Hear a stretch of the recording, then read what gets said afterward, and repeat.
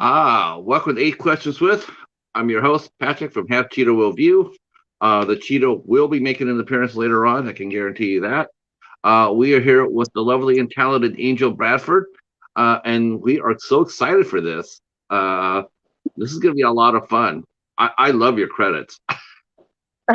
Thanks. Yeah, I know there's a lot of crazy ones on there. We are huge fans, as you already saw in the how I been talking about you, how I put it in the banner for YouTube. But we are huge fans of Shark Exorcist. I am actually very, very proud to be a part of Shark Exorcist too. And recently, Donald got he's able to send movies and stuff over to Japan and everything. So that's really cool too. Shark Exorcist has gone international. They love shark movies in the Pacific area. They love them. They can't get enough of them. They've got another Wild Eye movie because Wild Eye released Shark Exorcist. They also released another movie called Ouija Shark, which is another epic shark movie. They went over to Japan with that, and it was a massive hit. They loved it. I mean, I can understand why. Sharks are awesome. Yes, sharks are awesome. Ouija Shark. Shark Exorcist is so. It's so much. It's bulletproof. Is what I call a movie like Shark Exorcist. It's bulletproof. It is what it is, and it has no pretenses. It's like here we are. This is what we got. This is what we're doing. I actually know one of the producers of the first film, and I interviewed her on my blog. So, that's how I got a copy of Shark Exorcist, and it's like, it was so much fun to look at. It was just, what can you say? Michael, our friend Michael's saying here, she is going to be in Shark Exorcist 2. I interviewed Elaine Huntington for the first Shark Exorcist, but yeah. So first, can you see the chat? Okay. I can't see the chat at all. Okay. What I'll do is I will go ahead and keep track of what they're saying. Okay. Okay. Let's see. Curious to know. Let's see. Our friends, Casey's here. Curious to know I don't know. OT. Oh, Zillafoot lands in the litter box. Hopefully over blood clots, but we'll see. We're talking about a kaiju movie called Zillafoot that's just really, really bad. And he saw I'm a huge Godzilla fan. Huh? I'm a huge Godzilla fan. I love any movies with kaiju and especially Godzilla. I'm actually downloading the new Call of Duty update right now, which is supposed to have Godzilla in it. Oh wow! Well, yeah, Operation Monarch. You just made Interweb Kaiju very, very happy because he is our resident expert in all things kaiju. Me too. I love Godzilla too. And we've talked about Godzilla. I'm also a Gigan fan and Jet Jaguar. So cool. You must like. Did you like Pacific Rim? I did. Yeah, man, I really wish they could have brought Pacific Rim over in Godzilla and Kong. Right, do a crossover. Yes, I agree. Everybody wants that, so hurry up and get on with it. Right. I do believe your friend Dano Orr is here. Is saying, "Oh God, there are guidelines."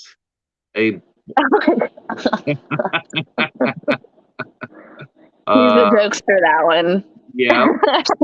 See, everybody's saying hello, hello, hello.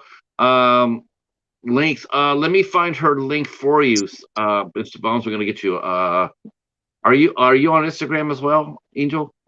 I am. My Instagram is Angel Nicole NICHOLE .B. Uh, so Angel Nicole, NICHOLE.B. And Mhm. Mr. Bones will jump all over that. He is our silent partner, silent co-host in the show. He keeps our Cool. chat clean and safe. And thank you for that as always. And he also shares out your link.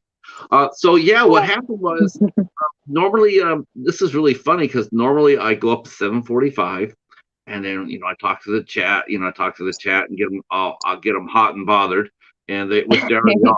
They already are. They're already roaring in here. And then the guest comes up at 8, and then we off to the races. But since we're a little bit behind, so we're making a little bit of chit chat here. So I'm going to give a chance for some people to come into the show. Though we're probably going to get yeah, hopefully some people will roll in here. We got a nice crew already. I see T Betty's here. Hopefully she's feeling better. And our good friend Heroic Waffles, who owns the most original YouTube channel name ever. I love it. So let's go back. I only have really one preset question that I ever ask every guest because it's important. And that is, where were you born and raised at? I was born and raised in Davie County, North Carolina. Oh, wow. Okay. You have no accent. No, I don't. I actually have to give credit to my parents. So my dad was from up north in New Jersey, and my mom is originally from the South. So I think I got both of their, accents kind of together. Um, But I can tell you, I can do a country accent if you need me to. our good friend Waffles is from New Jersey, and he does Jersey Shore once in a while. When I talk to him, he'll break down into the Jersey Shore. I'm walking here. I'm walking here. Uh, so how old were you? Now, did you move to New Jersey? Did you stay in North Carolina for your childhood, or did you move right away after you were born? Uh, no, I've always been in North Carolina. I'm still here. I'm actually close to Raleigh now. And no, wow, that's impressive. Because I mean, most people Thank do. I mean, they just they just segue into the regions. How come back there. But I couldn't tell where you were from. I would actually have said California if I Oh, had. cool. Uh, Hello, Crystal. How are you? Our good friend Crystal is here. Thank you for coming in. Those who can share us out, please do so. That would be awesome. And hit the like button if you would. That would help the channel out tremendously. Uh, so based in North Carolina, then. So you know what? That's a pretty hotbed of talent. We've been discovering. We have actually interviewed a few people from North Carolina. There's a lot of acting talent there, isn't there?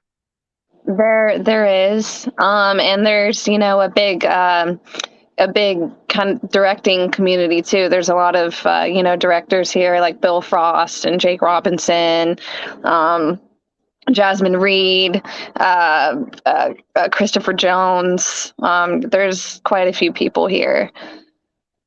Now, when you were growing up, I mean, we have to go to the beginning and start your journey upward. Um, were you always into acting? Do you remember when you decided that you wanted to get into the business? So, I mean, from ever since I was a little kid, I have always had a love for horror movies, and I have to also give credit to my parents for that too, because they were both into horror and scary movies and heavy metal music and stuff. But yeah, I have always really liked acting and like wanted to become an actress. When I was in middle school, I acted in a couple plays. But then when I got to high school, so I ended up moving high schools. I lived in Winston-Salem, North Carolina for a little bit. And then ended up moving back to Davie County and graduating with everybody that I went to school in like kindergarten and elementary school with. So in high school, I didn't really do much like extracurricular or anything like that because I was really shy and very insecure as well. Yeah, I mean, growing up, being a teenager is not easy. I mean, we all can relate to that, definitely. Um, Now, did you find escapism in acting? Did you, when you're creating characters or whatnot, was that just, Oh, did that help you, or did that help your self confidence? yeah, most definitely. So like, I mean, the way that I kind of got into the industry, I originally was going to school for veterinary medicine. Um, but then, like COVID and stuff happened and everything shut down, everything closed. And during the time that COVID was happening, I was at home and I had started practicing more of my special effects makeup. And I would share those pictures and stuff on social media. And directors from like Virginia and North Carolina, noticed me and started to ask if I would help with makeup on their films. Okay, so that's an interesting aspect of doing things. I mean, you could, so you actually got your start more as a behind the scenes, right? More makeup than in front of the camera. Correct. Okay. Uh, what made you decide to go into special effects? Um, so I mean, like I said, I've always had a love for horror movies. But watching movies like Creepshow and Pumpkinhead and Amityville 2, there's a lot of creatures and elements in those movies that I wanted to learn how to recreate. And I started to teach myself special effects makeup, working with latex and paint. I'm not really experienced with any lab work, unfortunately, like molding and casting, airbrushing. I'm not really good at either because I don't have the means to be able to do that stuff yet. But I wouldn't say you're not good at it. You would say that you just haven't had enough experience in it yet, because you don't know if you're not yeah, good at it because you haven't done it. So that's true. you can't say that you're not good. As far as I know, as far as I'm concerned, you are. And I'm sure my chat agrees with that. I mean, because that is a very difficult way to break into it. Because not everybody has the call either. To do makeup. Do visual effects and whatnot. And so for you to get in there and start and you're right, you showed off. You could definitely see it was building your confidence, because if you're posting your work on Instagram, there you go, right? I mean, you're sitting there, Yeah. look what I can do, and I'm good at it, and I'm proud of it, and then you got good I, feedback. So, I actually had competed at two horror cons as well. Fear Fest was the first one that I competed at, and then Days of the Dead Charlotte was the second one that I had competed at. And my boyfriend, he was my model for both of those competitions. how'd you do? So the first one, I didn't place, unfortunately. It was my first competition ever, so I had no idea what to expect.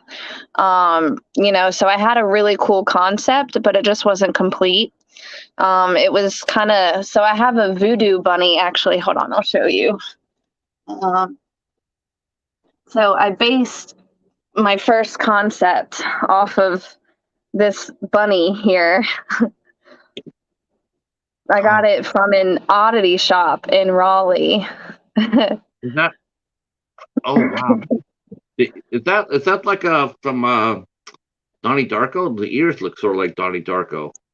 I have no idea. It was just something I came across when I went and visited the oddity shop. Well, But I'll show you the headpiece that I also made and modeled from that. Um, ooh, sorry, here all my stuff is stuck. Well, there went my thing. your But friend Dano is revealing secrets about you, uh, saying that you had a crush on Elvira.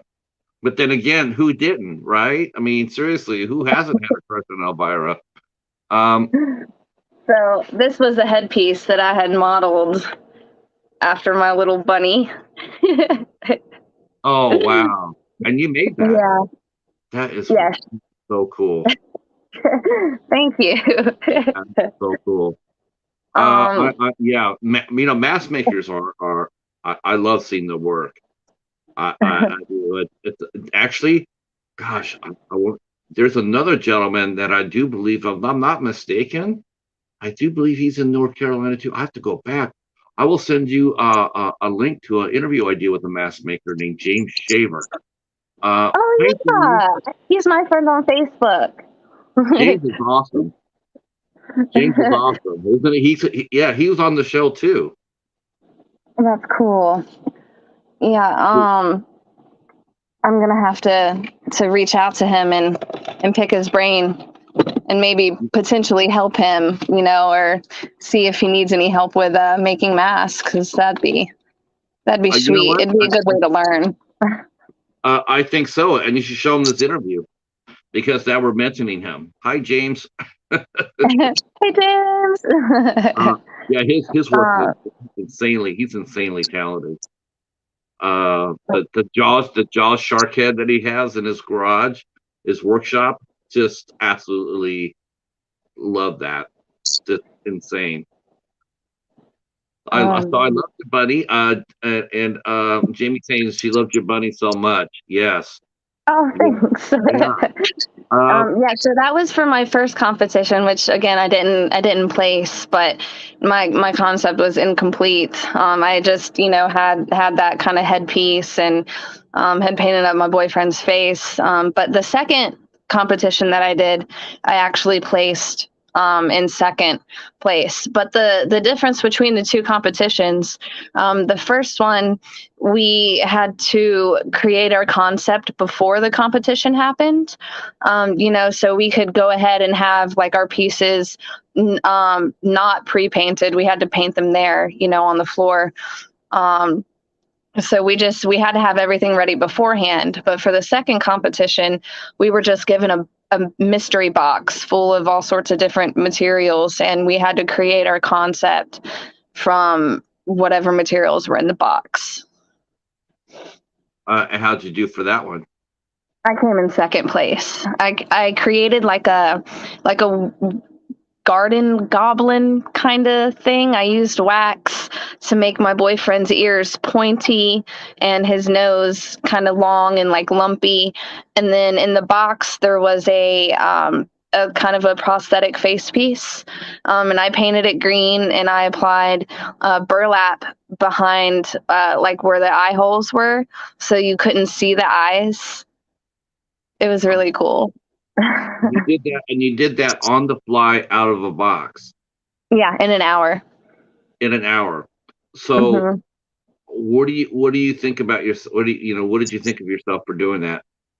Oh, I loved it. I was very, very proud of myself. And I still have that face piece around here somewhere, but it's super fragile, so I don't want to bring it out. But No, it's yeah, fine. no, I was definitely very proud of it. Now, talk to us about the boyfriend a little bit because what a trooper to sit there and because that's not easy too. He had to sit there. How long did he have to stay set in a chair while you're doing the Oh, make? for an hour for both competitions. Yeah. Congratulations to him Yeah, for I'll be doing sure it. to let him know. Yeah, please do because it's not easy. You're not, you to sit there and not have to move. I mean, if you have to go to the restroom or you have to get a drink, I mean, it's such a tightly controlled atmosphere. You can't really you can't, the part about not moving, that's really, the hardest part for me.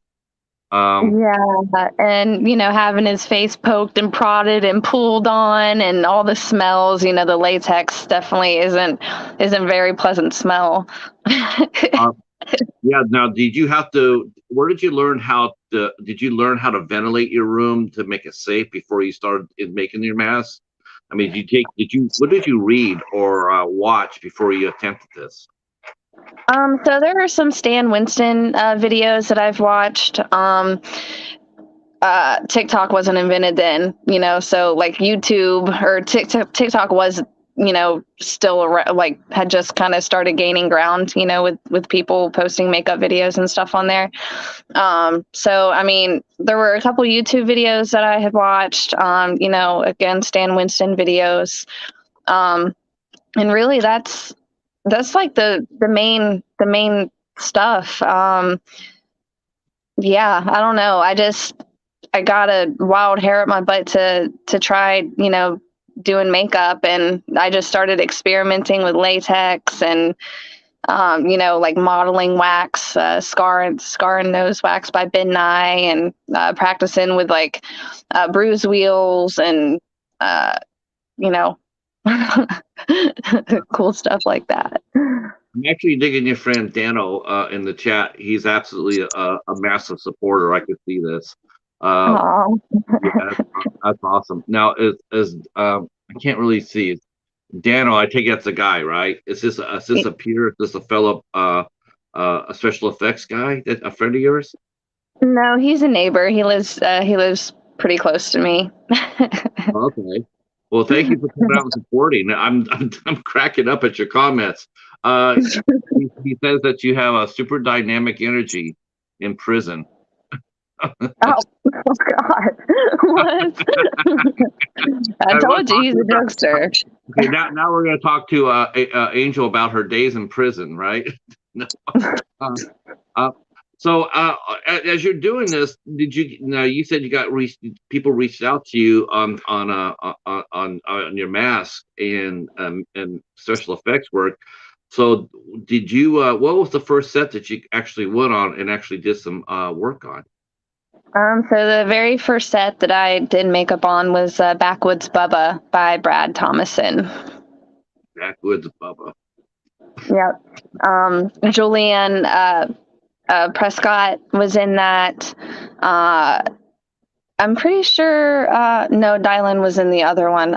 Rebecca Reinhart, Mike D. Valenti, um, and, a few other cast members. But that was my first experience ever being on set doing makeup. And I was extremely nervous. I tend to question myself a lot, because I wanted everything to be right. But I mean, it turned out, pretty good in my opinion. Yeah. You mentioned Rebecca Reinhardt. She did Mhm. I've seen her working a couple of times. She's done she did Carousel 2, the second one. Carousel, yeah. And I heard you mention Dylan Harvey, Vaughn Harvey. Yep. I worked with her on, oh yeah, Backwoods Bubba. She was in that too. Yep. Oh, man, Yep. That's I missed out on asking about that. We'll have to bring her back. I mean, back with Bubba. I love it. I love.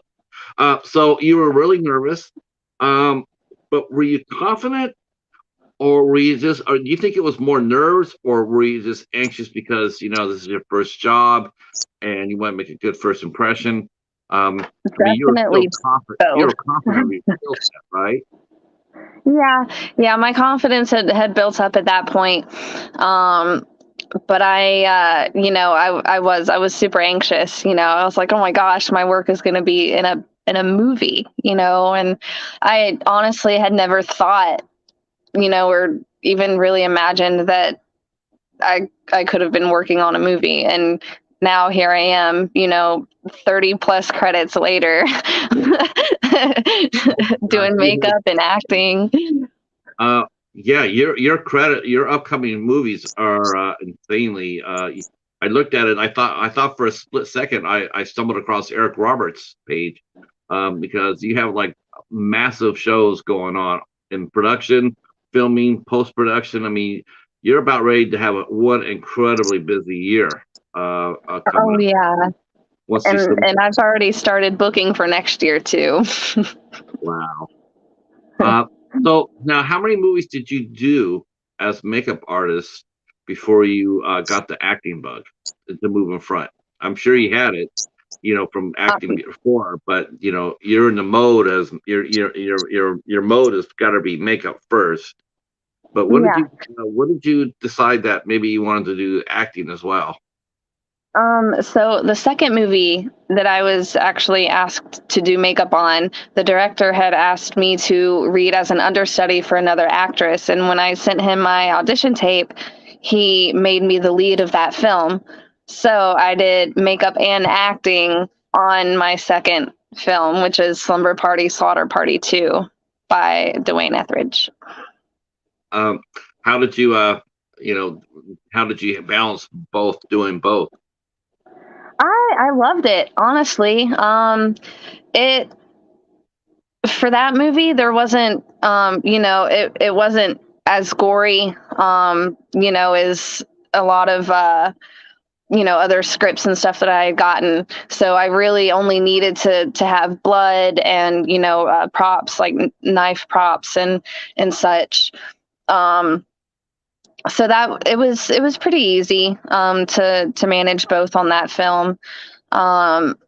I would have to say the film that I've done like the most extensive work and where I really learned a lot of makeup. Well, there's two, but the first one was Night of the Axe, which was pretty surreal because I had to do a scene where I decapitated myself. I'm in a hot tub and I get killed, and the killer decapitates me. So it was really interesting making up my own head for that and watching it float around in a hot tub. Wait a minute, you should have said, wait a minute, excuse me, Mr. Director, but you want me to do what? Yeah. That must have been an interesting conversation to, okay, we're going to do makeup, and then you get your script and go like, wait a minute, what? Yeah. No, it was definitely a challenge that was it was a fun challenge. Daniel saying she lost her head. Yeah, that's generally what happens. Those evil hot tubs. Yeah. Yeah. Oh gosh, there's been some really there's been some hot tubs I've played they play some pretty good parts in some classic horror movies. Halloween 2, a movie called Ice. They have a really good hot tub scene. I mean, that's a good place to come up with some creative kills. Now, did you have any input and that? Do makeup effects? Do makeup people have any input in how the kills are or should be? Oh, of course. The makeup artists have to work very closely, with the directors and, DPs in terms of, creating like, movie magic. It's hard to pull off some of the, tricks sometimes, but that's why you have to learn how to improvise on set, and you also definitely have to be able to work well with others, or else it's just not going to work. Yeah, that's what we've been, small independent crews. I mean, I think it's much harder for those crews to be sort of united. I mean, you would think otherwise, it's only a small crew. You think they all, but it could be a little rough. Like you were understudy for one actress, and then next thing you know, you're the lead actress. Mm-hmm. So now, did you get that through the audition part, or did she leave the project? Through my audition. Oh wow! So you beat her up straight. You beat her straight up. I guess so. I mean, at least that's what I know. But something that I really enjoy about acting is, you get to explore like all these different facets of yourself. I typically always play like the girl next door, nerdy, sweet girl. I actually have a role coming up where I get to play a bully, and I'm pretty excited about that because that's super outside of my personality. It's going to be interesting. But I'm very excited for that. Right, now it's going to be another horror film. It's going to be a drama. It's a horror film. Do you see yourself just doing mostly horror? I mean, you think that's your calling, or do you feel like right now you're just cutting your teeth on that before you go expand your skill set? I definitely feel like I am meant to be a scream queen. But that being said, I don't want to limit myself I love to learn. And I think having roles outside of horror um, would definitely be really cool. I did a role in Seattle. I actually went to Seattle and worked with Sean Kane on a film called The Comic Strip, and I actually had to play a hooker in that film, who had like a really nasty drug habit, and that was definitely interesting because I had to kind of do research on like a certain drug, heroin, and research how they took heroin, and yeah, and I kind of based my hooker self off of Frankenhooker. I don't know if you've seen that, but Oh yeah. Now, what was that movie called? The Comic Strip. Okay, I don't think it's on your database yet. No, not yet. It's gonna be a YouTube. It's gonna be on a YouTube channel. Phoenix Rising Productions. Okay, okay. Uh, Um, and I think it should be on there sometime this summer, possibly. But I'm actually going back to Seattle a few times to work with Sean again on a couple other films. Mistrial is one of the films that I know is on my IMDb, and that's one that I'll be filming there. have you done any? Have you done anything in North Carolina? Oh yeah. Oh yeah.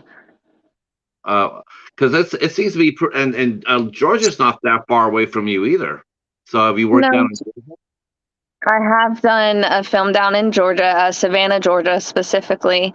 Um, I worked on a project called Go Straight to Hell. Um, and I had some pretty intense scenes. I was a rape victim in that film, and then I basically get revenge on my rapist. So it's one of those rape revenge, rape revenge stories. Yeah. Was it a graphic scene or was it just implied?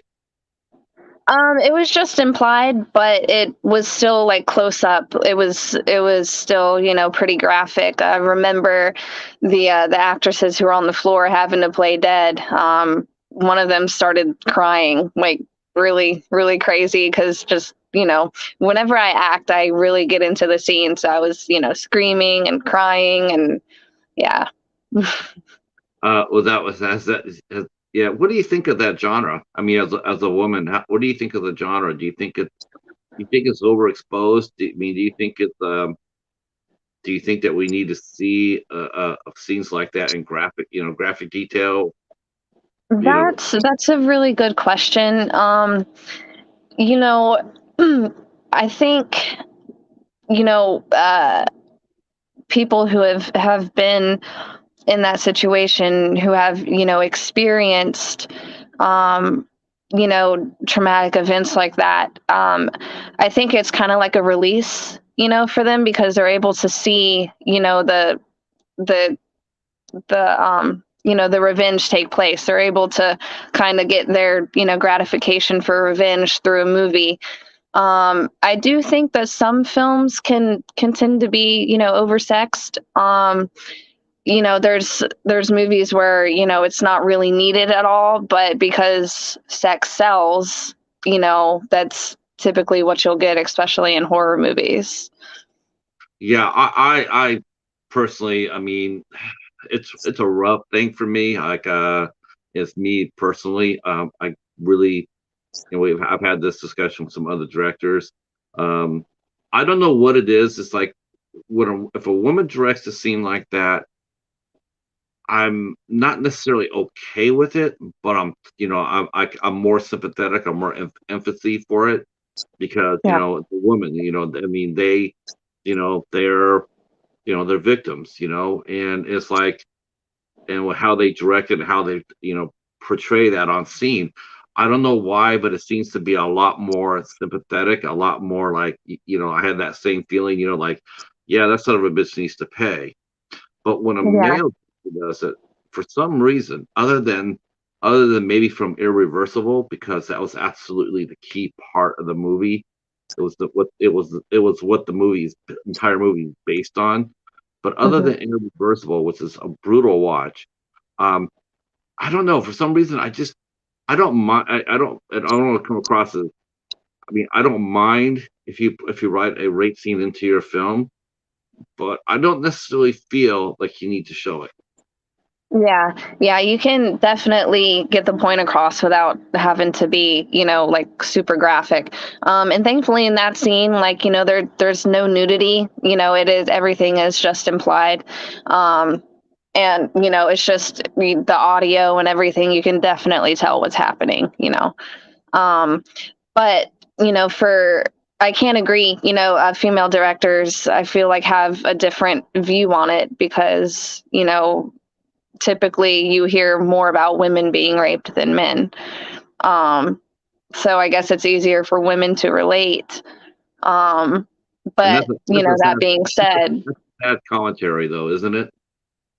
hmm, That's a sad commentary. Just to say a woman can relate to that more. That's a really powerful sentence. Like because they shouldn't have to experience it more. I agree. But that's also not to downplay, men who have also been in the same situation. Uh, yeah, I mean, there have especially in prison. But yeah, there. I mean, as we're seeing in the Johnny Depp and Amber Heard case, yeah, men are victims of violence just as much as the women. I Yeah. mean, it's Yep. extremely underreported. Men will not report that because it's seen as an attack on their masculinity, so they will Yeah. keep that quiet. But yeah, there's been a fair share of men who have been victimized. Sure, I can see that. Um, Yeah. and the girl on the actress who was traumatized. So, did you after the scene is over with? Did you go talk to her? Did you let her know that you're okay? And Oh yeah, you yeah, yeah, and we all checked on each other. The director, was making sure I was okay, and of course, I had to take a couple, like minutes to myself to, to gather, my emotions and put myself back in a better headspace. Because, with some roles that I've done, like, there are roles where, I've had to, cry and be very, very like sad and depressed, or really scared. And as an actress, I have to dig really not too deep, into the trauma, or else I'll get like stuck there. But I definitely have to tap into those emotions that I have, stored away, from like, past experiences or, you know, where I'm able to relate to the role. yeah, yeah. I can now. Did you? You're mentioning that now after you were doing makeup and you decided that wanted to try and go front of the camera. Did you go ahead and take classes, acting classes before you started, or are you just learning on the go? Learning on the go for sure. Okay, okay. Right now, That's that. I have. Oh, sorry. No, no, no. I totally Go get there. ahead. I talked to a lot of actors who, both are classically trained and both are doing it, on the fly. It's a work in progress. So, um, Yeah. On every set that I'm on, I learn something different, whether it be for makeup or acting or, how on indie films, like everybody, works together. It's definitely a, cohesive team, everybody, I feel like, works together to make the movie happen. And, I've kind of recently been learning how to do, a little bit of camera work here and there, running slate. Um, I love to learn. So, I mean, if I had the ability to go and take classes, I would. But I actually have a teacher that I met while I was doing makeup for her. It was over a Facebook ad, and then I met her, and she is in the industry, and she's teaching me some acting and working with me on how to get management and Right. Yeah. Right. I'm going to read some of the comments here. Uh, they're asking about Sean Kane. We know two Sean Kanes. We know that you're Sean Kane, and we also have a Sean Kane in our circle. No, that would not. I would be Sean as an SHWN. Sean Kane. Yeah, he's an independent director. I've never seen his work, but I know who he is. And then Mhm. our Sean Kane, he's also a director and he's a great director and a fantastic editor. Very Yeah. talented. Uh, let's see. Dano says that Georgia stole North Carolina's movie industry. You know, you just can't trust those Southerners. I'm telling you. Wait a minute. North Carolina is the South. What? Yeah. Um, no, Well, Georgia. technically, is it North? Because it's North Carolina. Our friend Chadwick, who's also a filmmaker, who's in the chat. He's from Georgia, so he's based in Georgia, and let's see, Star Wars telling you to shoot for the stars. And he's interested in performance too, not necessarily graphic scenes, but he's interested in the performance. So we're all board on that. Daniel mentioned oversexed. Let's see, yeah, give well, not a violence, but bring out the book of armaments. You know what? Okay, now I'm all right with that. Okay, as far as these rape revenge movies, if you're gonna do the revenge, do it right, like they did in I Spit Yeah. on Your Grave, and I Spit on Your Grave. Do it right. Make that Yeah. surrogate hurt. Don't just shoot them. That's too easy. You Yeah. know? No, if there's a rapist on camera, I want them to feel it. Yeah. Yep. So I'm with you. Let's see. There's Chadwick. He says, saying that he lives close to Atlanta. Let's see. Jamie says, sometimes I think we need to show the reality of a violent act, or to get people to pay attention to how tragic it can be, Yeah. within reason. Within reason. Because remember, we go to the movies for escapism. We're trying to get away from the real world. And I mean, I understand that, like in Irreversible, I Yeah. understand it has to be there. I mean, it has to be there. MFA, it has to be there. Uh, Yeah. but not all the time. See, Rick's here. He, yep, Rick's he owns a film distributing company. Is our good friend Rick. Let's see, anybody else? Yeah, people are in the South. Echo's actually in the Northwest. So, yep. And then, yep, and T. Betty's in New Orleans, which is where Oh, I love New Orleans. that's where the first Shark Exorcist was filmed at. Okay, so let's get back to you. Caught up with the chat there. Thanks for the comments about that. Keep them coming. I appreciate that. Share your thoughts about the subjects that we're talking about for sure. So now you taking some acting classes. Did you find it to be more easier or harder than doing makeup? Oh, man, that's also another really good question. Um, I mean, makeup is pretty hard. It's definitely not for everybody. Like you said, there's kind of a calling for it. But acting can be very difficult too. Having to reach down and inside yourself and pull out some of those emotions for roles.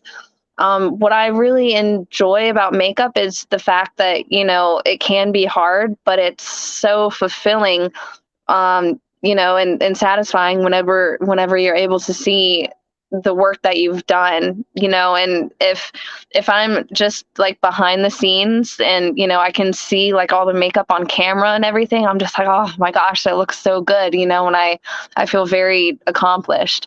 And I can say the same for acting. But a lot of the times I can't really see how it is on camera until it's been released. And there's only been one movie that I've been able to watch all the way, that one movie that's been released, and that's Martian Massacre, with Crystal Cleveland, and Brian Matthew Ward and Sammy Cassell. That's also another movie by Brad Thomason. Uh, Now, when you see the titles of some of these movies, I mean, do any of these movies titles when you read them, do you like just roll your eyes and just go like, oh my god, or is there just like a hell yeah, I can't wait to see what this movie's about? Hell yeah. I'm definitely like I'm definitely an avid, like B movie fan. Like I live for, the cheesy, the super gory, like just, crazy movies. Like that's what I love. Yeah, I just wonder if I mean, and do people? I mean, because it's got to, people, I mean, just like when people come out and they see that, it's just got to be a lot of fun. I mean, do you ever see anybody just like, you know, is it hard for on a set like that with a title of a movie like that? Is it hard for people to focus in on and do the work because it's a silly premise, it's a silly movie, and it's just like it's hard to, forget that and just to do the work and stay in character. Sometimes on set, things you can get a little distracted sometimes with, the goofiness of like some scripts. But I'm actually pretty happy to say that, all the sets that I've been on so far, everybody's managed to pull back in, and not get like too lost in the sauce. Right. Uh, I mean, I always wonder how sometimes you see people will on blooper reels, you'll see a scene where people will just start laughing. It's hard for them. Like they'll start laughing uncontrollably. They'll settle Yeah. down, they'll start shooting, and they lose it all over again. Have you ever seen that or been a part of that? A scene Um, like that where you just like totally lost it laughing? Um, Not yet. Not yet. I've had a couple, movie or yeah, set experiences where I have, laughed a little bit, but it hasn't been like uncontrollable. So like I just watched, on Shudder about cursed films, The Wizard of Oz, and there's a scene in there where Judy Garland, she smacks the lion on his nose, and the water spouts from his mask, start going, and you can see it in the movie that she's trying to hold her laughter back. And like they had to do 3 or 4 takes, but still on every single take she was laughing uncontrollably. She just couldn't help it. um and I haven't had an experience like that yet, but I'm sure it's going to happen. I bring up that question because I saw that once on a blooper reel with none other than tough guy Jason Statham. He was doing a scene in Transporter 2, and for the life of him, he just could not hold it. He just, I mean, every time they start the scene, his scene partner was Jason Fleming. As soon as he started talking, he just lost his shit. I mean, he's just good. And I always wondered about that. I wonder, especially for some of the lower fun horror films, it's like, how do you sometimes just not, just crack up, especially like if you're acting against green screen and here you are against green screen and they tell you, okay, now the shark is coming for you right now, and you're sitting there and there's no shark because you're acting against the screen, and it's just like, how do you keep a straight face and not without just going, laughing? I've always wondered about that. So I actually haven't worked with a green screen yet. So whenever I was filming my scenes for Shark Exorcist 2, oh my gosh, I was so cold because we filmed in Lake Norman in November last year, and it was freezing. So maybe that helped me stay a little bit in character too when I was in the water splashing around screaming that there was a shark, because I was just like, I need to get out of this water. Now, Lake Norman, is that Louisiana, right? No, Lake Norman is kind of on the way to Charlotte, North Carolina. Oh, he filmed it up there. Okay, all right. Yeah. Yeah. Did you ever ask him like why is the shark in a lake? No, we I think we have to do some working on that, make sure it's make it look like it's an ocean. It won't work. Have you seen the first? Did you see the first? Did you see the first Sark Exorcist? I have not. We haven't. Oh my Mm-mm. God! I'm sure it's on Tubi. Okay, yeah, I'll have to look on there for it.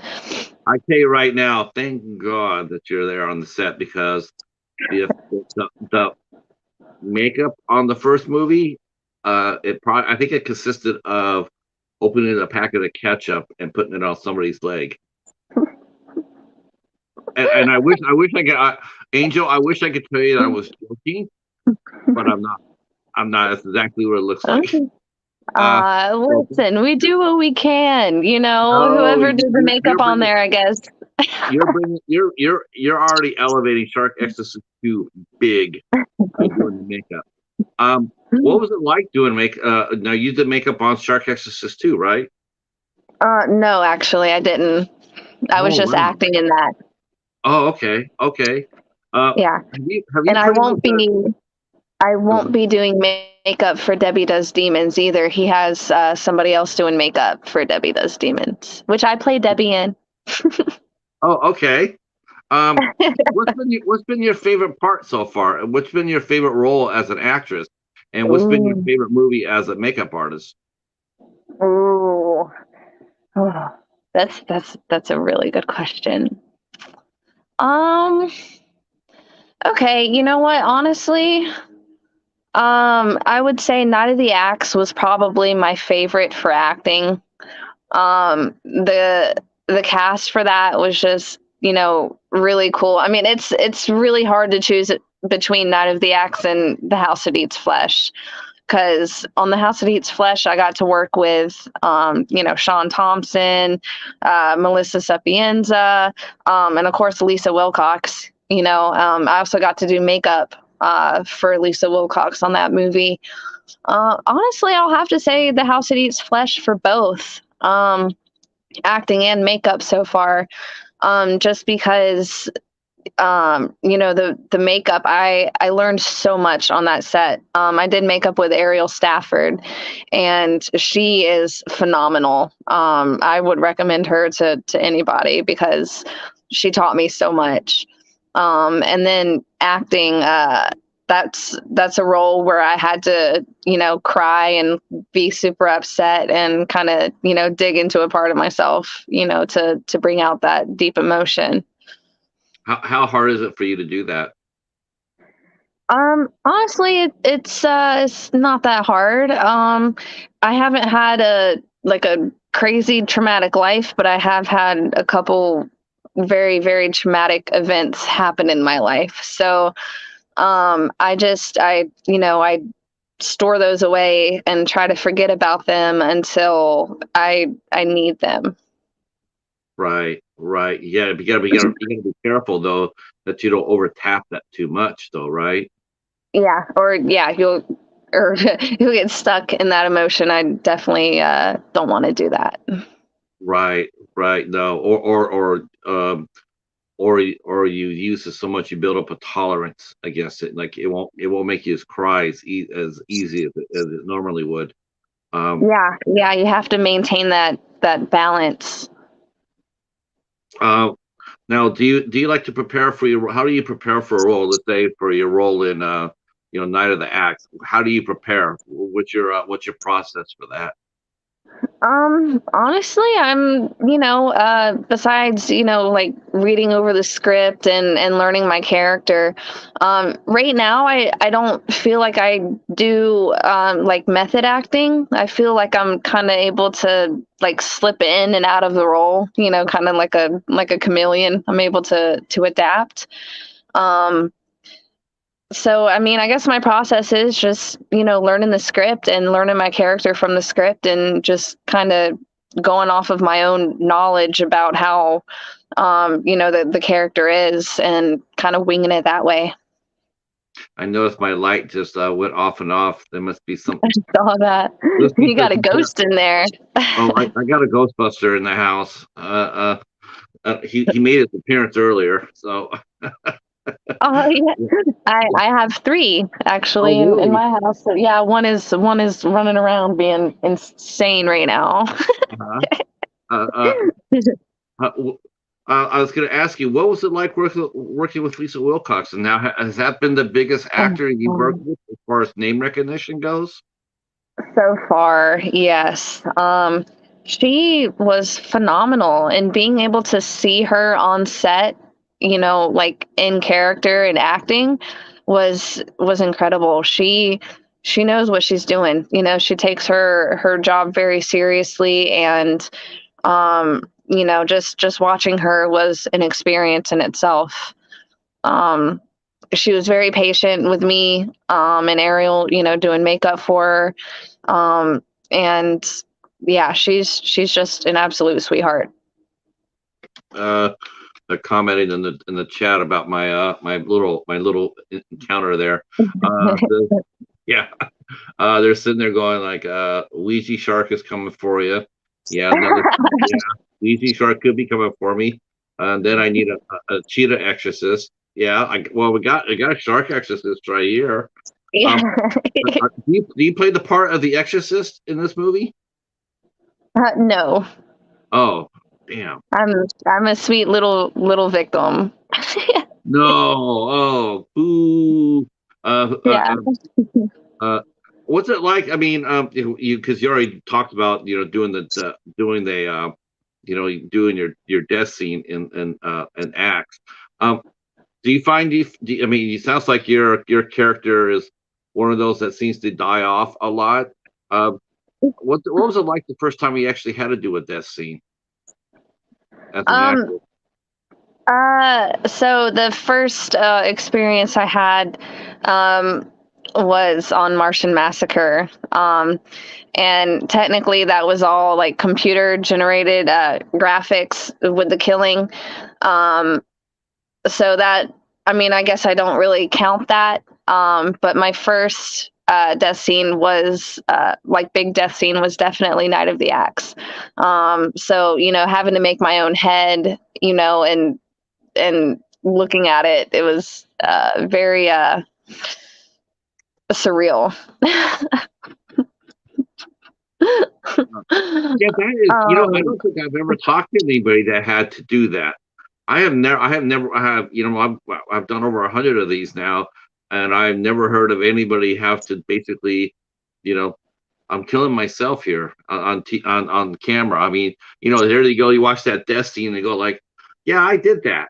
I mean, yeah. Yeah. I'm very excited to see the finished product for that. And then I kind of had to curate my own death scene for The House That Eats Flesh as well. The script honestly changed a lot for that because there were quite a few actors who didn't show up when they were supposed to. So, a few things had to change, and I actually literally engineered my own death. Like I came up with how it was going to happen. And then whenever it was my turn to be acting on scene, I helped explain to a couple of the other actors because Ariel at this point had left. She had to go work on another project. But the other actors helped me, complete the kill and execute it. yeah, that I mentioned that earlier about the indie sets. That happens a lot, doesn't it? More than people realize. Actors leaving the sets or not showing up. Yeah, yeah. In the indie community, whenever you find reliable people, you definitely want to keep them close. Yeah. Now this will be a question you might not want to answer, but I'll ask it anyway. If you don't want to answer it, that's fine. But do you get paid twice for your role? Do you get paid for being an actress, and do you get paid separately for being a makeup artist? It depends on the project and the funds for each project. Okay, all right. I definitely see it. Sometimes it'll be like a deferred payment, or if I'm doing definitely way more of one than the other, then I'll just get paid for one. But so far I've I can't complain. Good. No, at least you're being paid for your skills. I mean, finding a good makeup artist is. I mean, there's tons of actors, but the makeup artist community is not that big compared to acting. I mean, you get auditions, and you can have 300 actors show up for it. But if you had auditions for makeup people, you're not going to get anywhere near that. So No. no. So It's because everybody wants to be, on the camera. right, right. But the thing Everybody wants is, to be seen. it's like playing baseball, right? They say the fastest ways to the major league is be a catcher because nobody wants to play the position. So if you're a catcher and you're actually really good at it, you'll probably have a better chance of reaching the major league level. It And makes sense. yeah, so I could understand that. I mean, you're as a makeup artist, it's like there's not that many of you, and those who are probably very much in demand. I'm looking at your upcoming credits here, and how I mean, how many of these are you doing? Are you double dipping at? You said some movies are just the actress in, but how many movies are you not only acting in, but you're doing the makeup in as well? So I'm actually doing more acting, as of now than makeup. So honestly, I'd probably, um, You don't want to do that. yeah. You want to? Do you want to keep doing it the both jobs, right? Or you just I if you had a preference, would you stay an actress? I do want to keep doing both, but I do find myself, leaning more towards acting as well. I mean, special effects is how I got my start. Um, and I feel like I'll always, be doing makeup, but I do really, really enjoy acting. I mean, I guess the one is just one job you're pretty much going to be guaranteed. Because like you said, there's not that many of you, so you could always pretty much find work. Now, acting Yeah. on the other, now have you had to audition more for, other than the one audition you had to go for? Like, did you have Oh, to audition? absolutely. Did you have to like audition for Shark Exorcist? I do believe so. That was like a long time ago. That's another thing with indie projects. Timelines are insane, trying to get everybody together, to film. Night of the Axe took a really long time to film. I auditioned for that one, auditioned for Slumber Party Slaughter Party. I was able to do Go Straight to Hell, because the director on that was actually acting on The House That Eats Flesh. Um, Jake Robinson for his projects, I've had to audition. For Sean Kane, I've had to audition. So yeah, no, I definitely do auditions. I don't particularly think it would be fair to not audition. I feel like everybody should audition because directors need to be able to see kind of you in the role. Right, right. I'm noticing here one movie I want to talk a little bit about because we're doing a deep dive on this series. It's Crystal Lake, an independent tribute film. So I take it this is a fan film about Friday the 13th. Yeah, that's by Stephen Bastian. Filming is still going on for that. He's kind of put that off for now because it's hard to get the cast together. But he's also doing the Haddonfield fan film that's on my list, and there's a Nightmare on Elm Street fan film that he's doing as well.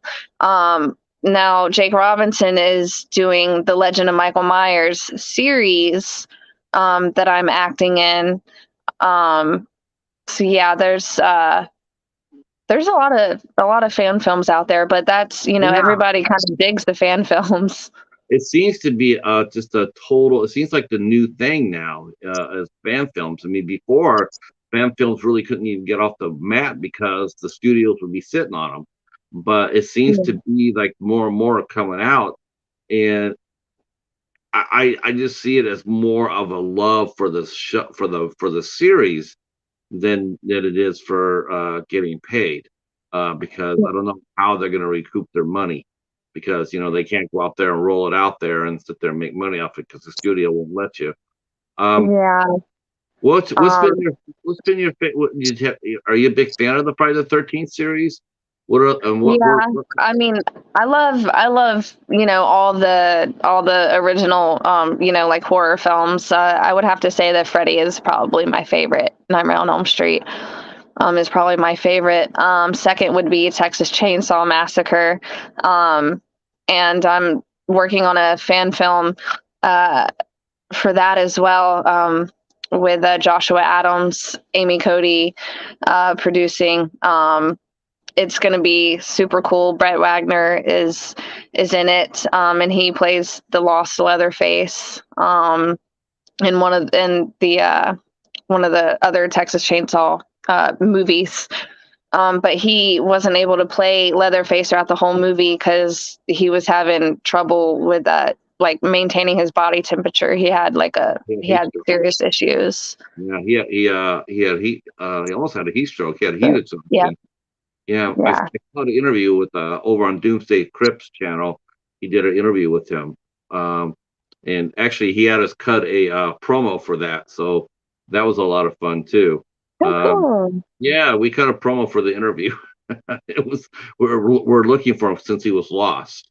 So Yeah, a bunch of us YouTubers were. He asked us, "Have you seen this guy?" So a lot of us YouTubers got to answer the question.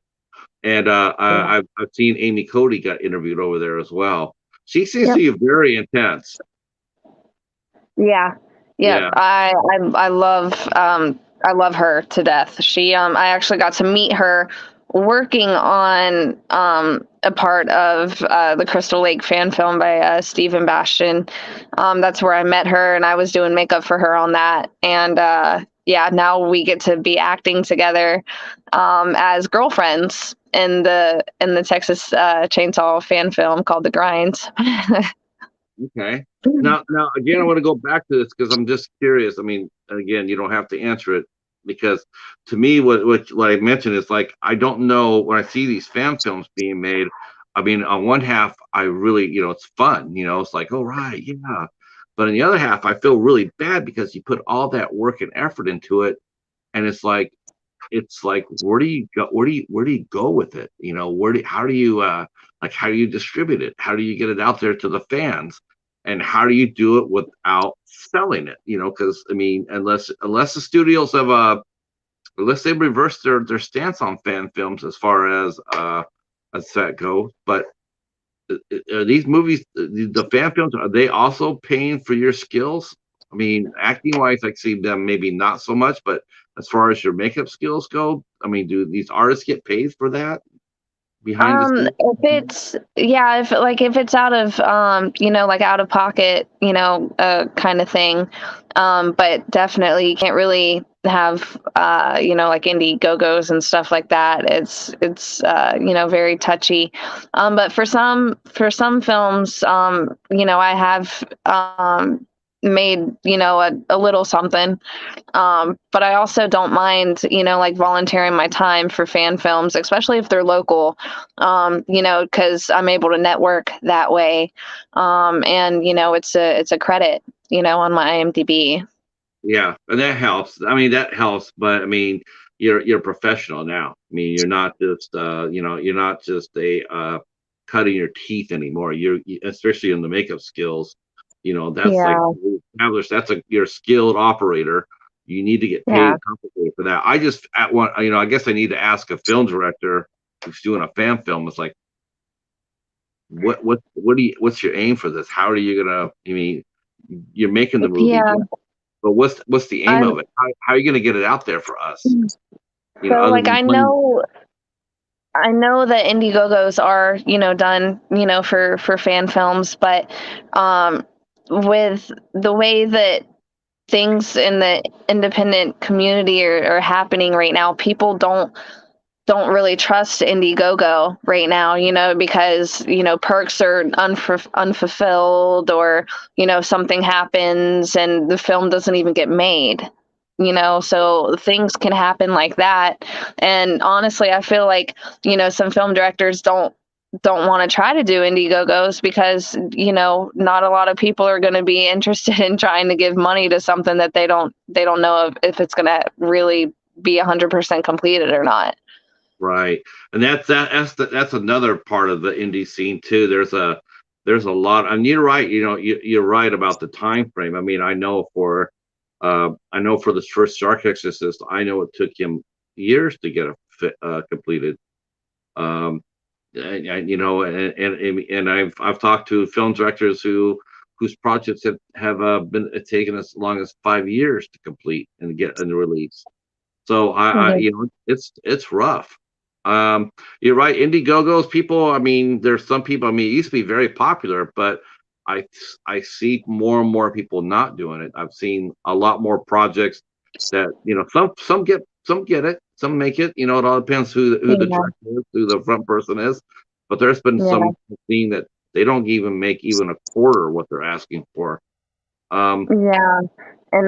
And I know that that can be very, discouraging, to some directors, and I hate that for them, because they're wanting to get a project off the ground, and it's very tough nowadays.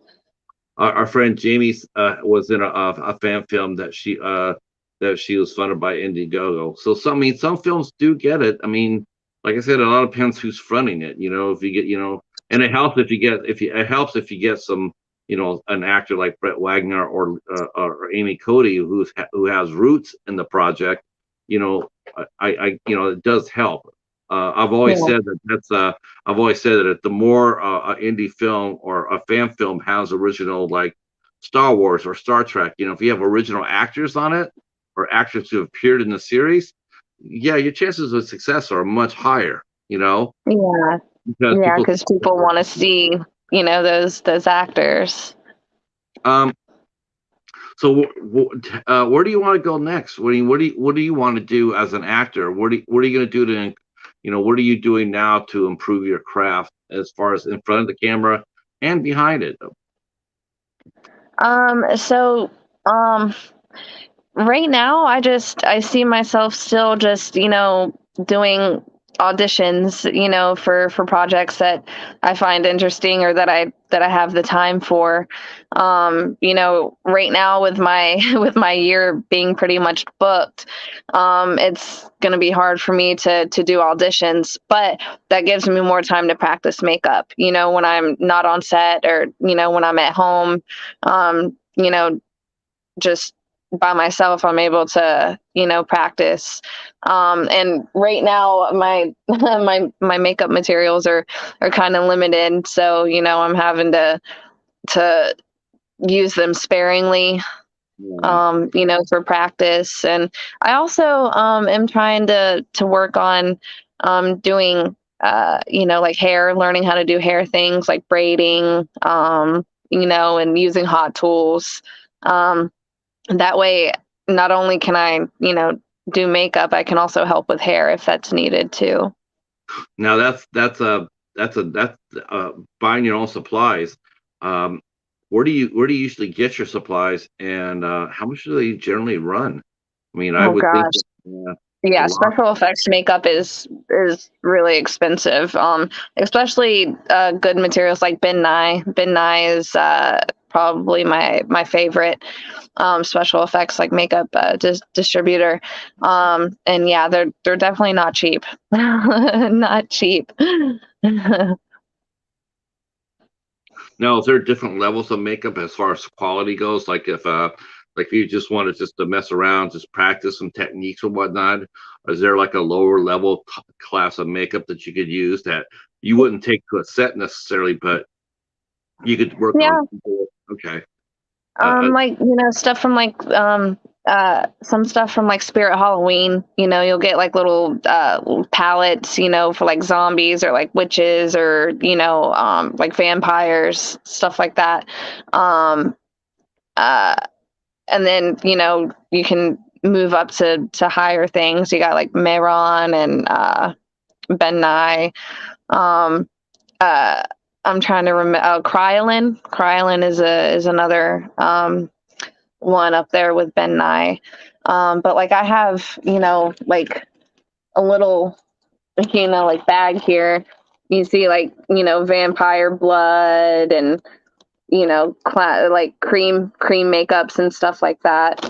And those are typically what I use just to practice on myself. I'll try to save my more expensive stuff for set. Yeah, I was gonna say it must be so I must be just yeah, you just don't want to crank out something that's gonna cost you, hundreds of dollars just to fool around with. That's why I was wondering if there's like practice stuff that you could use that's less expensive. Because Yeah. it's just like anything else. You have to use it or you lose it. If you're not working it, it's not. I don't think it's just something that if you lay down your brush, or your lay down your tools. I don't necessarily think in a year from now you just walk over, pick it up, and you're right back where you were. I think it's a skill that Yeah. you use in order to stay proficient at it. Yeah. It's like muscle memory. Um, It's what like What's the sorry. film industry like right now for you? I mean, in North Carolina, you mentioned earlier some names that you work with. How close are you to the next? What city? I mean, is your city a big city? Is it a suburb? Are you out in Oh the boonies? no, Henderson is like tiny. Nobody's really ever even heard of Henderson. It's about an hour north of Raleigh. I'm basically on the Virginia and North Carolina line. So I typically have to travel. I mean, to get to Raleigh, it takes about an hour. To Greensboro, it's like an hour and like 45 minutes. To Hickory, which is where I'll be doing some filming for Debbie Does Demons, takes about 2.5 hours. To Fayetteville, it's like 2.5 hours. Wilmington is like 3 hours. So it's Wow. definitely a lot of traveling. Yeah, I spend so much time in the car. Yeah. Now, have you thought about doing anything like theater wise to Yeah, improve your but acting? uh, our local theater is still closed from like COVID and stuff. So unfortunately, I can't right now. Wow. Wow. So there's still places still closed down there in North Carolina. Hmm. Damn, that's insane. It seems like everybody else is open all the way now. Um, so you would like to try to do something like that if it opens up. I think Hmm. that'd be cool. I think that'd be cool. Um, Yeah, I agree, because that's a different type of acting too. You're in front of a live audience. Like you're not able to just say cut, and do another take. Like when you're in theater, like it's happening all live. if you could shadow any five makeup artists today, who would they be? Jeff May, Jamie Apple, Brandon Wagner, Ariel Stafford again, and Tracy Jane, who is a makeup artist from the UK. Wow, wow. Uh, Now, what makes them all unique? What makes them special to you? They're very skilled in their craft. Um, for my decapitated head, Brandon and Jeff were the ones who did the casting and the mold for that. Jamie Apple is those are two North Carolina based artists. Jamie Apple is also North Carolina based, and she is becoming a rising name in the SFX community, not only in North Carolina, but kind of all over the place as well. And she makes masks. She does a lot of lab work. And same can be said, for Tracy Jane. Now, my cat is being crazy. Sorry. Ariel Stafford, she's done a lot of like glam makeup work, and makeup work where you have to work very like quickly in the chair. Um, and that's what I loved learning from her. She had so many like shortcuts and tips, things that I could keep in like my little makeup pouch, when I'm on set, to just do like quick corrections and stuff like that. Um, do you folks? I'm going to turn it over to the chat real quick. Do you guys have any questions for our guest? Uh, if you want to drop some comments or some questions down, please do, and Angel will answer them. I noticed you go by. Do you go by your screen name? Is it Angel Bradford or Angel Nicole Bradford? Um, Nicole's my middle name, so it's either one. Okay. Yeah. Feel free to drop some questions. I'm sure there's some of you guys that have some questions. See, Star Lord's mentioned making a cat noise. Uh, yeah, My cat has the zoomies right now. does he? Oh, he must have got inside the nip. I don't have any. He's just naturally insane. Yeah. Is he orange and white? No, he actually looks like a Siamese cat. Okay. Oh, Siamese. Okay. They're so Yeah. smart. They're a domestic cat. I think Siamese are like one of the top three. That's top three. They're really intelligent. I have a If I I have can a get him over here. Hold on. Come here, son. Come here. Yeah, he's definitely feeling a little crazy right now. I don't know if you can see him. Nope, he ran away. oh, I see him. I see him back there. Oh no, Yeah, that was yours. Oh, I see. I thought I saw him there yeah, for a split yeah. second. He doesn't. Yeah, my cheetah always wants to steal scene now. He always comes up when I'm doing the interviews. Once he hears me talking, then he'll come up to see what's Yeah. going on.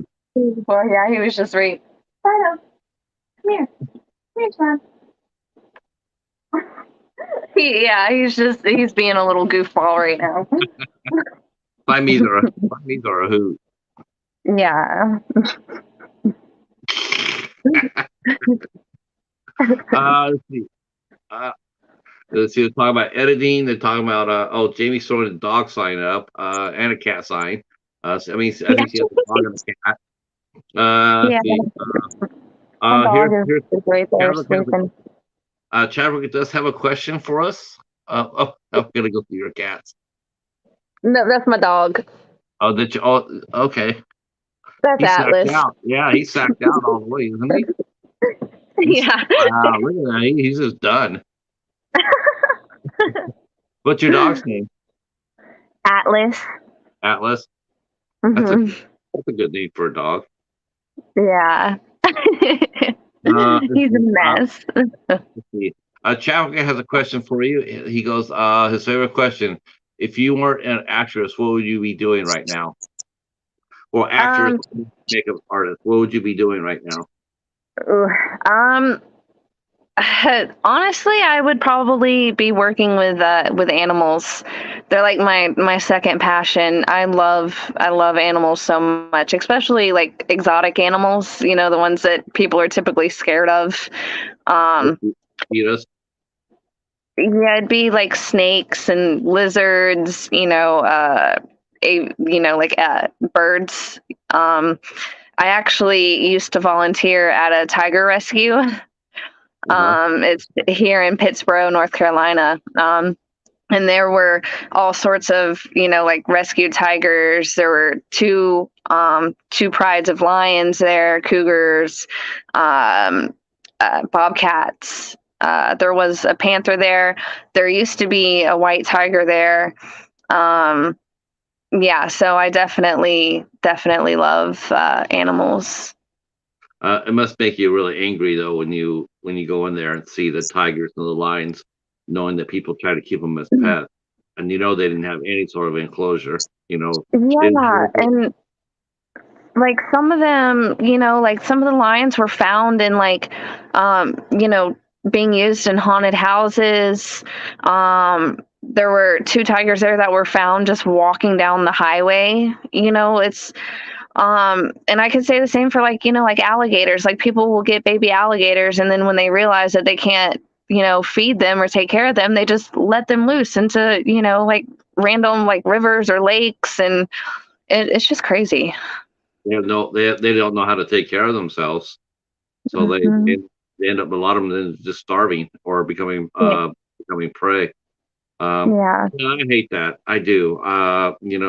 People with the pythons. I mean, that's why Florida has such a huge, massive problem, because people were buying pythons, and all of a sudden it's like they realize that they're not pets. They're not really. You can keep. They're not really pets. Not really. I mean, maybe ball pythons, because they're sort of smallish, but Yeah. what do they call them? Reticulated pythons. Yeah. I They're used not. to have a reticulated ball python. His name was Strudel, but he ended up passing away. I also used to have a tarantula, and her name was Elvira, but she passed away as well. Yeah, it's hard to the spiders, and I mean a spider would just be like the lifespan. I mean, you really can't do first aid on a spider, or Yeah, I mean it's like you just hopefully birds too. Birds are hard yeah, too. yeah. You And there's only one exotic vet here that I know of in North Carolina, and they're located in Raleigh. So if you live somewhere, far away and something happens, to your exotic pet, it's very hard to get them treatment quick because, the exotic there's only one that I know of. yeah, I take the we have one up the street that we'll see the cheetah, we'll see Paladin. But of course, I have to take him in through a separate door, and he actually has scared people waiting in the waiting room. I he's a cheetah, and so people they get scared because he's so loud because he doesn't like being poked and prodded. So he's really loud, and then I can hear people in the waiting room. I can hear going like, "What the hell's in there?" So, Yeah. uh, uh, yeah. Listen, I want to thank you for right on cue. Go on. There's Hi. the cheetah. There's the I Here he don't know comes. if you can see mine jumping around in the background. He's being wild. Oh, this is the cheetah. All right. Oh, look at his little nose. He's he's he's definitely the star of the show. Um, I want to thank you for coming to this, Angel. I'm fascinated, and with your career, I applaud you for your skill set. You're definitely very talented, and the sky's the limit. I really see that. We wish you very well. When Shark Exorcist 2 finally makes it on, we'll definitely have you come back and talk about it if you would be, Awesome. if you'd like to. And Absolutely. I've had a blast and I really appreciate you having me on. yeah, this has been a lot of fun. I was looking forward to talking to you for a while now, and definitely worth the wait. Now, do you have any idea when Night of the Axe and Shark Exorcist 2 will be released, or are they still in post? I have no idea. I have Uh, no idea. That's honestly, I have to say that for all the movies there's that I'm involved with that are technically, in post production because um yeah, like the timelines are undetermined right now. okay, all right, that seems fair. I want to go ahead and let people know that we'll be back tomorrow. We're back tomorrow with documentary filmmaker and film composer Emiko, just one name. Emiko will be here tomorrow night at 8 o'clock, and I will also tell you what's going on in the first week of May. Next Sunday, well, actually, the last next yeah, this Sunday on May 1st. We will be on the Midnight Society at 9 p.m. Eastern Time. Me and our good friend Echo Zero, who's in the chat right there, him and I will be talking and chopping it up about the movie Fist of Legend, starring Jet Li. We'll do a deep dive with Jet. Yeah, it's an awesome movie, amazing movie. We'll be talking about Fist of Legend and which was the better movie between Fist of Legend and Fist of Fury, starring Bruce Lee.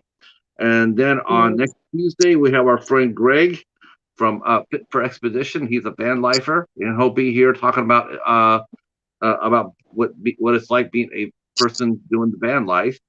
And then on Wednesday the 4th at 2 p.m., we have our good friend Ricky from the Old AF Reviewers will be here. And on Thursday, we have film director Rich Ragsdale. He's just released a new movie called The Long Night, starring uh, Scout Taylor Compton, Jeff Fahey, and Deborah Carr Unger. And that's coming out on Well Go USA. And he'll be here to talk about his new movie that he directed. And then Saturday, May 7th, special time, 5 p.m. on a Saturday, we'll be talking to actor Paul Green. He's a songwriter, a podcaster, a father. The guy's a jack of all trades, master of them all. He will be here and talking to us at 5 p.m. He has also done he's also been the lead in 7 or 8 Hallmark movies, and starred in a series called When Calls the Heart. That's a That's busy week. awesome. That's a busy Yeah. week. I also have a podcast that's on every Thursday at 8 p.m. Eastern. I host it. It's called Killer Queens Podcast of Screams. And tomorrow we have Sushi Yvette on. She's an independent actress and a model. So I'm very excited to have her on. And next week we'll have Lydia Manson. So the you can find that page on Facebook. It's called Killer Queens Podcast of Screams. We will put all of Angel's social media, including her podcast, down in the description box below, so you can all check that out and follow her on all her socials. And stay right where you're at. But I'm going to say goodbye to the chat. Thanks for showing up, and we will see you tomorrow night at 8 p.m. Peace. Bye.